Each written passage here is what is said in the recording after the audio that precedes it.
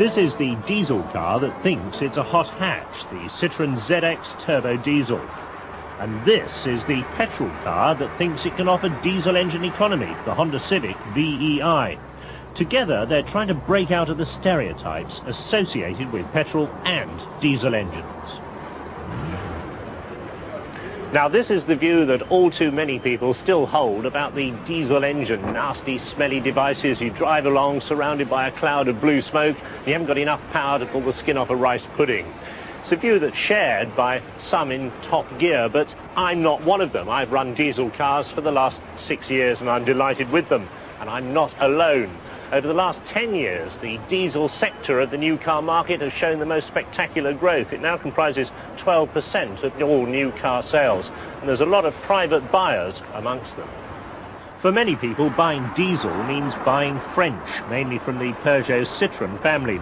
The 205 has just displaced the BX as the most popular diesel ever, but the ZX is challenging strongly. The ZX has been out for a couple of years now, and when we reviewed the car, we thought it was one of the best small saloons around. Comes in 4 engine and trim levels, and the turbo diesels come in the Avantage and Aura versions. This is the Aura, and for that you get slightly better trim and alloy wheels. The slightly heavier 1.9 diesel engine hasn't upset the fine ride and handling that all the ZXs have. Citroën have achieved that without recourse to the hydraulic suspension systems of previous models. The Civic used to be the simple small car of the Honda range, but now it's gone considerably upmarket with 4-door saloons and 3-door coupes. This high-economy engine is only available in this car as much as anything to take advantage of the lightweight and the aerodynamic shape of the coupe, but as with so many slippery shapes, it's difficult to get decent through-flow ventilation, and this ends up a very stuffy small car. So what makes these two models significant in the petrol versus diesel debate? The answers lie in their advanced engineering.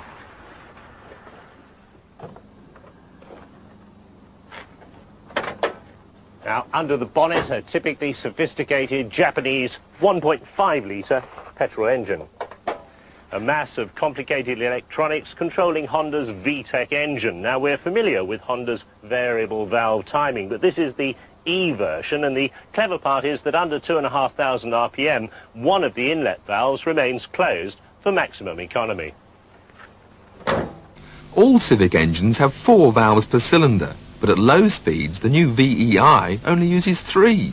One inlet valve stays virtually closed, giving better swirl in the combustion chamber and exceptional economy. Honda's claimed overall 50 miles per gallon puts it into diesel territory without penalising performance. Now, for a diesel manufacturer, economy comes for free. The problem comes when you want to give it acceptable performance.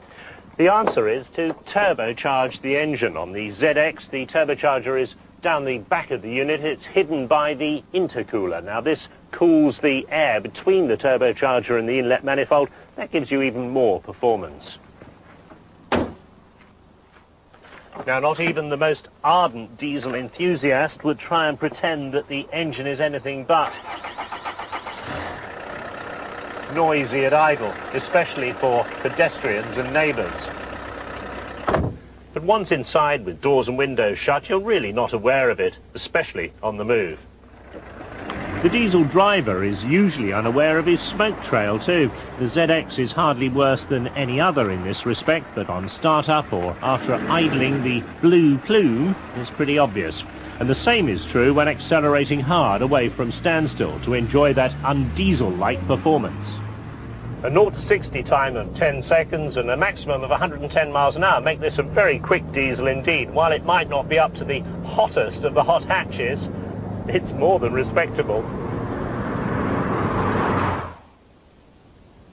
As far as the bald figures are concerned, the performance of this Civic and the Citroën are very close indeed. 0 to 60 around 10 seconds, a maximum of 112 miles an hour. But it's the way the performance is delivered that makes the difference. Now, we're both in 5th gear, the Citroën in front of me, and we're doing 50 miles an hour. At a signal, we accelerate flat out.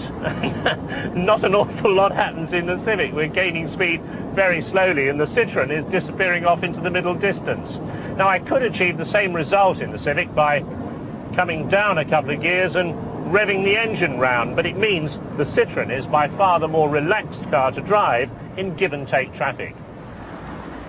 And that performance is achieved without excessive thirst for fuel. Using the government figures, it averages out at less than 2 miles a gallon below its non-turbo stablemate at 47.4 mpg. A similar calculation shows the Civic VEI on 47.5. That's virtually the same, although it did achieve an amazing 79 miles to the gallon to set a record for the official round Britain route. Equal fuel consumption, of course, means equal fuel cost, as at the moment diesel and unleaded are virtually the same price. By contrast, our European partners cannot average buy diesel for only 3/4 of the price of petrol. That could explain their lack of concern about the stigma associated with using lorry fuel. Historically, diesel cars have cost about 10% more to buy than petrol, but that differential is declining. In fact, in the case of some Montegos and Escorts, it's disappeared altogether. That's partly due to the cost of fitting catalytic converters now required on all new petrol cars. For many, the reliability of diesels is important. No ignition system means almost instant starting on the wettest morning. But if you do opt for petrol, the Civic VEI will give you excellent economy in a low specification package. No sunroof, electric windows or central locking, but Honda do fit an airbag. If on the other hand you want performance from a diesel, the ZX Turbo costs the same and you get all those goodies as well, except for the airbag. Mind you, if you're not so concerned about hurrying, the non-turbo version saves you £800. Now, obviously, you can pick holes in our choice of cars for this comparison. They're very different specifications, but they do illustrate the blurring of the distinction between diesel and petrol. The final choice, of course, is down to personal preference, but this latest generation of turbo diesels will start to erode the prejudice against diesel.